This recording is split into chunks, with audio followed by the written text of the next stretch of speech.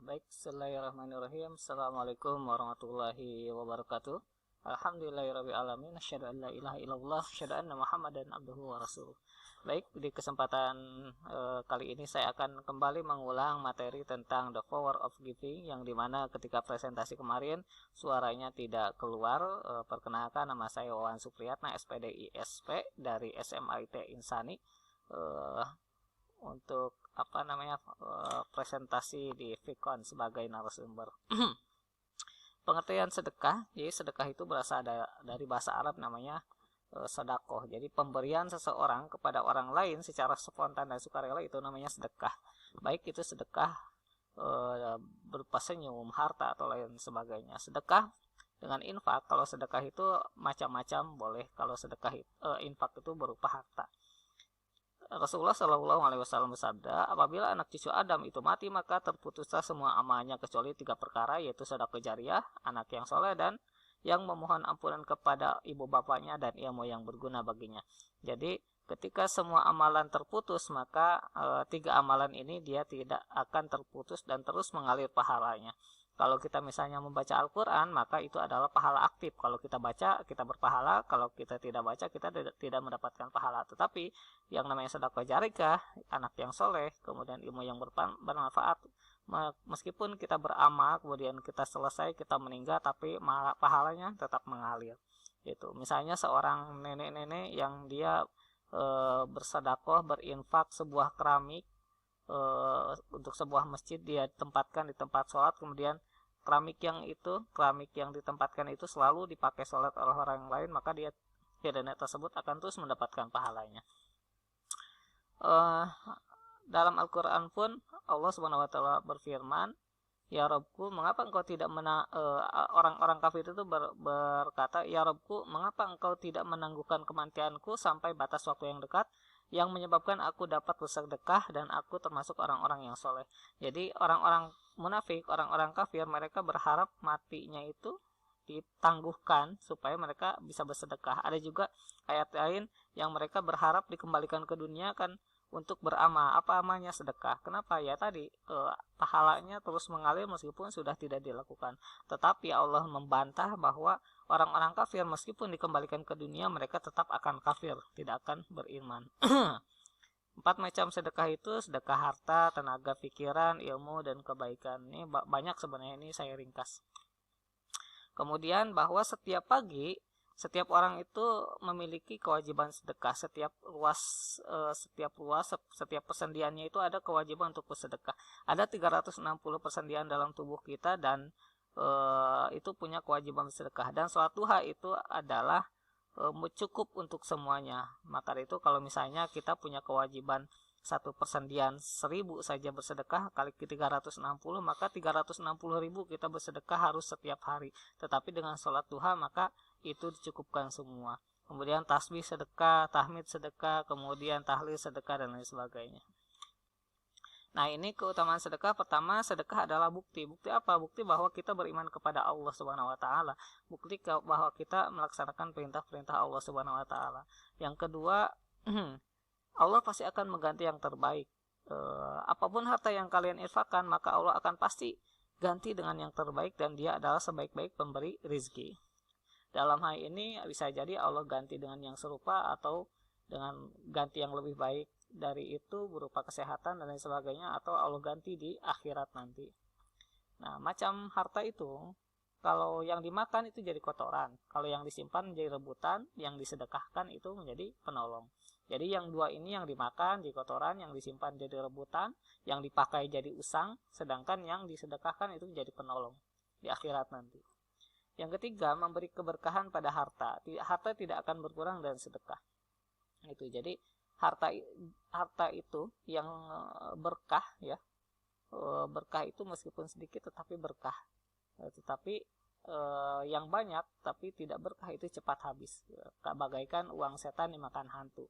Seorang yang korupsi berapa ratus juta, tetapi tiba-tiba habis dengan hal yang tidak jelas. Misalnya anak terkena narkoba, kemudian mobil tabrakan, dan lain sebagainya. Ya, uang setan dimakan hantu. Nah, matematika sedekah. Kalau misalnya pemberian, kita memberi kemudian kita berharap, ya, kalau kita memberi berharap 10, maka hasilnya 0,1. Kalau kita memberi kemudian berharap 1, ya, maka hasilnya 1. Tetapi kalau kita memberi tapi tanpa berharap apa-apa, maka balasannya adalah tidak terhingga apa itu, yaitu dunia dan akhirat, seperti itu. Jadi Rasulullah SAW bersabda, innamal a'malu binniyat, setiap amal itu tergantung niat. Ketika seseorang meniatkan untuk mendapatkan sesuatu dari infak sedekahnya, itu bisa jadi dia mendapatkannya, tetapi dia tidak mendapatkan pahala akhirat, seperti itu. Makanya setiap amal yang kita lakukan itu bukan untuk mendapatkan imbalan dunia, tetapi untuk mendapatkan ridha Allah, untuk mendapatkan surganya. Kemudian setiap pagi malaikat berdoa. Setiap subuh, setiap pagi malaikat berdoa. Kalau ada yang berinfak, maka malaikat berdoa, ya Allah, berilah pahala kepada orang yang menginfakkan hartanya. Tapi kalau ada orang yang pelit, maka malaikat mendoakan keburukan untuknya. Nah, bahwa setiap amal yang kita lakukan itu tujuannya adalah untuk Allah. Tujuannya untuk mendapatkan surga dan dijauhkan ke dalam neraka. Rasulullah bersabda, jauhilah api neraka walaupun hanya dengan bersedekah sebiji kurma. Jika kamu tidak punya, maka bisa dengan kalimat thayyibah. Jadi gini, bahwa ibadah yang kita lakukan itu bukan untuk dunia. Ya, seandainya dunia seseorang itu seandainya ibadah itu untuk mendapatkan dunia, maka dipastikan orang-orang kafir itu menjadi orang-orang yang terlantar, terlunta-lunta, menjadi orang miskin. Kenapa? Karena mereka tidak pernah beribadah kepada Allah. Jadi segala ibadah yang kita lakukan itu tujuannya adalah untuk mendapatkan ridha Allah, bukan untuk mendapatkan dunia, gitu. Makanya kita lihat banyak orang-orang kafir yang dia kaya raya, gitu kan, ya, tetapi tidak beriman, gitu kan. Jadi ibadah itu bukan untuk mendapatkan harta. Harta itu sudah Allah tentukan 50.000 tahun sebelum manusia itu diciptakan, gitu. Dijauhkan dari setan. Tidaklah seorang mengeluarkan sedikit dari sedekah sehingga keluarlah 70 setan dari kedua rahangnya. Makanya orang yang senantiasa bersedekah, maka dia akan dijauhkan dari godaan dan gangguan setan. Sedekah dapat mencegah pedagang dari maksiat dalam jual beli. Wahai para pedagang, sungguh setan dan dosa hadir dalam jual beli, maka hiasilah jual beli dengan sedekah. Nah, kita sering melihat orang-orang yang berjualan itu menggunakan sumpah. Sumpah, ini bagus nih barangnya. Sumpah itu bisa membuat dagangan menjadi laku, hanya saja menghilangkan keberkahan. Dan makanya tidak boleh bersumpah dalam berdagang karena menghilangkan keberkahan. Memang sih laku, tetapi hilang berkahnya, seperti itu. Nah, kemudian setan pun hadir dalam jual beli, makanya harus kadang ketika menimbang bisa jadi kurang, gitu kan, ketika mengembalikan kadang-kadang kurang dan sebagainya. Makanya kita hiasi dengan bersedekah, menghapuskan dosa-dosa kita. Kemudian dapat menyembuhkan penyakit. Obatilah orang-orang yang sakit dari kalian dengan sedekah. Makanya kita sering mendengar cerita orang-orang yang dia sakit, kemudian hampir putus asa, kemudian uang untuk berobatnya itu daripada dipakai yang sia-sia, gitu kan, mengobati yang tidak sembuh, udah aja dikasih sedekah kepada orang lain. Dan ternyata apa yang terjadi? Alhamdulillah penyakitnya itu sembuh seketika. Bukan seketika, tetapi berangsur-angsur. Bersegeralah untuk bersedekah karena musibah dan bencana tidak bisa mendahului sedekah. Jadi bahwa sedekah itu dapat menghindarkan kita dari segala macam keburukan, musibah dan lain sebagainya. Misalnya contoh, bahwa sedekah seseorang itu dikali lipatkan oleh Allah 10 sampai 700 kali lipat. Anggap saja kita ambil 700 kali lipat. Ketika seseorang berinfak 10.000, maka Allah ganti 700 kali lipat menjadi 7 juta. Misalnya seseorang memang ditakdirkan akan tabrakan dan hancur, mobilnya rusak, yang membutuhkan dana untuk memperbaikinya 7 juta. Tetapi dengan bersedekah 10.000, maka kejadian kecelakaan itu tidak terjadi. seperti itu. Kemudian mendapatkan pahala yang berlipat ganda. Perumpamaan orang-orang yang mendermakan sedekah harta bendanya di jalan Allah seperti orang yang menanam sebutir biji kemudian menumbuhkan 7 untai dan tiap-tiap untai mendapatkan 100 biji, dan Allah melipat gandakan balasan kepada orang-orang yang dikehendakinya, dan Allah Maha Luas anugerahnya lagi mengetahui. Ya tadi ya, satu kebaikan Allah ganti jadi 700 kali lipat. Rezeki itu kalau rezeki itu diukur dari bekerja keras, maka kuli bangunanlah yang akan paling cepat kaya. Jika rezeki itu ditentukan oleh waktu kerja, maka warung kopi 24 jam lah yang lebih banyak mendapatkannya. Bahkan mungkin mampu mengalahkan KFC dan McDonald. Jika rezeki itu milik orang pintar, maka dosen yang bergelar panjang atau bahkan profesor mereka yang akan menjadi lebih kaya. Jika rezeki itu karena jabatan, maka presiden dan rajalah orang yang akan menduduki 100 orang terkaya di dunia. Dan jika bahwa rezeki itu adalah kasih sayang Allah, maka mengejar rezeki jangan mengejar jumlah tetapi mengejar keberkahannya. Bahwa rezeki itu adalah mengejarnya dengan ketakwaan. Karena orang-orang yang bertakwa, Allah karuniakan rezeki dari arah yang tidak terduga. Sedekah dapat menghapus dosa. Sedekah dapat menghapus dosa bagaimana air memadamkan api. Makanya ketika kita berbuat buruk, maka kita iringi dengan perbuatan baik. Salah satunya adalah dengan bersedekah. Bisa memadamkan murka Allah. Sesungguhnya sedekah akan memadamkan murka Allah Subhanahu wa Ta'ala. Kemudian memudahkan meraih husnul khatimah. Perbuatan yang baik akan melindungi dari kematian yang buruk. Jadi menjadikan seseorang jadi husnul khatimah. Gitu ya. Sesungguhnya sedekah seorang muslim dapat menambah umurnya, dapat mencegah kematian yang husnul khatimah, dan Allah menghilangkan sifat sombong, kefakiran, dan sifat bangga diri darinya. Jadi dengan sedekah itu Allah akan menjadikan umurnya menjadi panjang. Panjang di sini bisa jadi panjang kuantitas ataupun panjang kualitas berupa ya keberkahan gitu kan. Percepatan seperti itu. Umurnya sama tapi percepatannya beda. Seperti itu. Kemudian Allah akan menjaga kelangsungan ahli warisnya. Makanya orang yang senantiasa bersedekah, dia ahli warisnya itu tidak akan terlunta-lunta, tidak akan miskin. Kenapa? Karena Allah yang menjaganya. Tidak seorang pun yang bersedekah dengan baik kecuali ke Allah pelihara kelangsungan ahli warisnya. Kemudian membebaskannya dari siksa kubur. Sedekah akan memadamkan api siksa dari dalam kubur. Dan akan mendapatkan naungan di akhirat. Setiap orang akan berada dalam naungan sedekah hingga diputuskan perkara di antara manusia. Kita mengetahui di padang mahsyar di mana seluruh manusia dihidupkan dari orang yang pertama yaitu Adam, kemudian sampai orang yang terakhir mati di hari kiamat, kemudian dibangkitkan bersama-sama. Di sana tidak ada naungan, tidak ada pohon. Jumlahnya sangat banyak, dalam padang yang gersang, matahari didekatkan 1 mil, tidak ada oksigen, begitu panas, begitu gerah, begitu pengap, haus dan lain sebagainya. Dan orang-orang yang sedekah akan diberikan naungan oleh Allah Subhanahu wa Ta'ala. Bahkan saat itu ada orang yang berkeringat sampai mata kaki, ada yang sampai lutut, bahkan ada yang sampai tenggelam dengan keringatnya sendiri. Tetapi orang yang senantiasa bersedekah Allah lindungi. Disediakan pintu sedekah baginya. Barang siapa yang berinfak dengan sepasang hartanya di jalan Allah, maka ia akan dipanggil dari pintu surga. Ini keutamaan sedekah yang tadi. Jadi itu mungkin wallahu alam yang bisa saya sampaikan. Mohon maaf dikarenakan materi yang saya sampaikan di Fikwan tidak terdengar suaranya, maka saya ganti dengan ini. Wallahu alam bishawab.